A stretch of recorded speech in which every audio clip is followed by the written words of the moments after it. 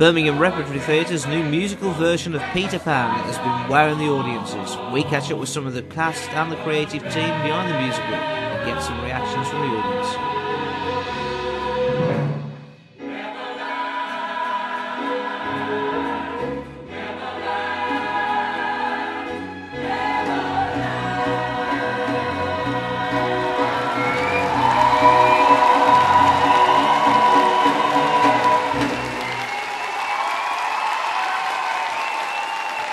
Audience reaction tonight has been fantastic, hasn't it? It's been absolutely brilliant.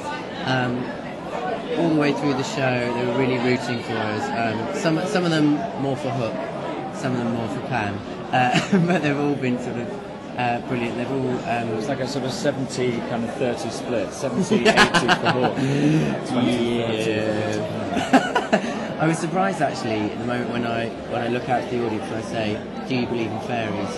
And it's always that sort of scary thought that perhaps no one's going to clap and nobody's going to cheer and say they believe in fairies, but the whole audience went absolutely mental this evening. So that's the only point. That's the only point in the show where we directly address the audience as well, isn't it? So it's the only point where we actually directly address the audience and ask them a question of any kind. This version of Peter Pan makes a perfect Christmas show because I think because it adheres so much to the original story. I think probably because it adheres so much to what I think Jay and Barry really intended it to be. We thought the show was brilliant. Absolutely brilliant. It was really fantastic. We really enjoyed it. It was excellent.